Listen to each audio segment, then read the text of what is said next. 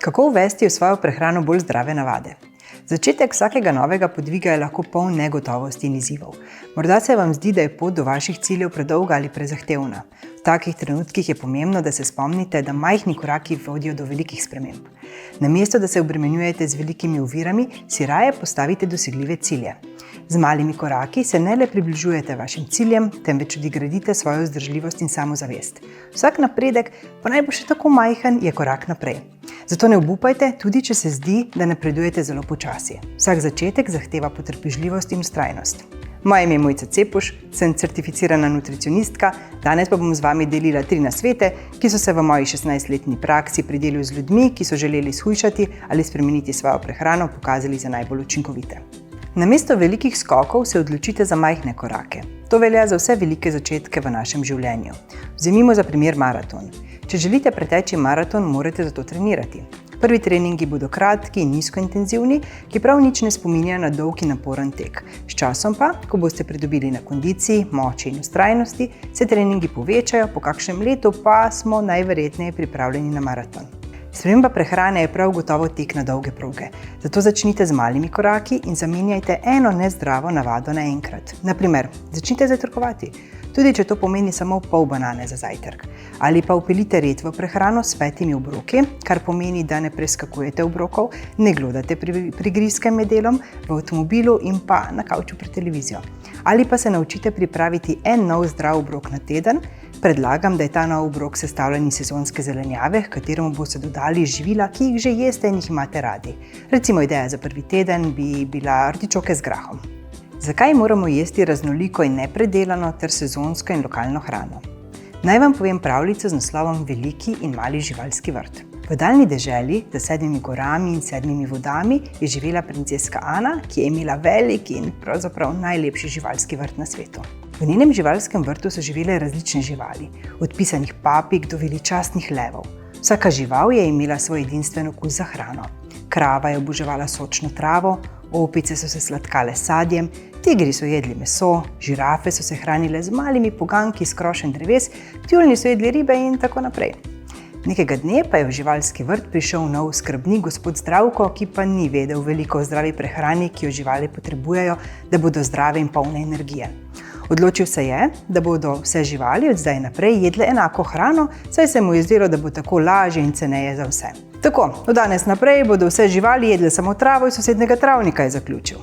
In kaj se je zgodilo? Krave, ovce in konji se niso pritoževali, vendar so nekatere živali, kot so tigri, tjulnji, postali lačni, žalostni in bolni. Tudi opice in ptice so bile nesrečne, saj trave niso mogle jesti in če bi šlo tako naprej, bi morda celo umrle. Ko je princeska Ana videla, kaj se dogaja v njenem živalskem vrtu, se je zelo prestrašila. Pohitela je do novega oskrbnika Zdravka in mu razložila, zakaj je pomembno, da vsaka žival dobi hrano, ki ji najbolj ustreza. Če žival ne dobi hrano, ki jo potrebuje, lahko zboli in umre. Trava pač ni hrana za vse. In po njunem pogovoru se je tudi Zdravko strinjal, da vsaka žival potrebuje svojo hrano in da je raznolika hrana najboljša za zdravje in srečo vseh v živalskem vrtu. In tako je živalski vrt princeske Ane ostal čudovit in živahen, saj so vse živali dobile hrano, ki jim je najbolj ustrezala. Tako kot v živalskem vrtu, tudi v našem telesu obstaja čudežen živalski vrt, imenovan črevesna mikrobiota. Nahaja se, kot ji pove že samo ime, v našem črevesju. V tem živalskem vrtu živijo različni mikroorganizmi, od majhnih glivic do pisanih bakterij. Imenujemo jih tudi probiotiki. Vsak mikroorganizem ima, tako kot živali v velikem živalskem vrtu, svoje posebne potrebe po hrani. Eni se prehranjujejo s sadjem in zelenjavo, drugi jedo beljakovine, tretji pa se najbolj želijo vlaknin. Hrano za te mikroorganizme imenujemo prebiotiki. Vsak od mikroorganizmov prispeva k zdravju našega telesa na svoj način.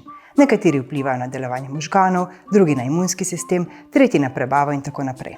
In tako kot živali v živalskem vrtu zbolijo, če jedo samo eno vrsto hrane, tudi mikroorganizmi v našem črevesju zbolijo in umrejo, če mi jemo samo eno vrsto hrane, na primer makarone ali pa samo čokolado.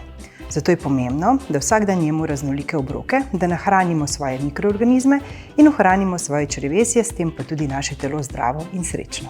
Kako to naredimo? Krožnik si lahko uredite po barvah. Vsak dan naj na krožniku prevladuje ena barva. Rumena, rdeča, modra, zelena, oranžna. Vsaka barva namreč predstavlja bogat nabor hranil, ki vašemu telesu omogočajo optimalno delovanje. Krožnik pa si sestavite po pravilu 25-25-50, to pomeni, da je na krožniku 50% sadja in zelenjave, 25% beljakovin in 25% škrobnih živil. Pomagate pa si lahko tudi še z enim številčnim pravilom, in sicer 7-30. Dosedanje raziskave so pokazale, da je za zdravje črevesja optimalno, če vsak teden, torej v 7 dneh, pojeste 30 različnih živil, kot so sadje, zelenjava, semena, stročnice, žita in oreščki. Takšna raznolikost živil zagotavlja tudi raznolikost črevesne mikrobiote in prispeva pozitivno k našemu zdravju. Hrana ni samo skupek mikro- in makrohranil, ampak tudi priložnost za druženje, povezovanje in izkazovanje ljubezni. V hrani morate tudi uživati. Zato pri pripravi obrokov upoštevajte svoj okus in okoliščine. Če le lahko, jejte obroke v družbi ljudi, ki jih imate radi. Če imate radi sladko hrano, si pripravite zdrave sladke obroke. Palačinke iz polnozrnate moke, jabolčni drobljenec ali šmorn so lahko del uravnotežene in zdrave prehrane. Če ste ljubitelj mesa, dodajte k obroku poleg kakovostnih beljakovin tudi pisano surovo zelenjavo.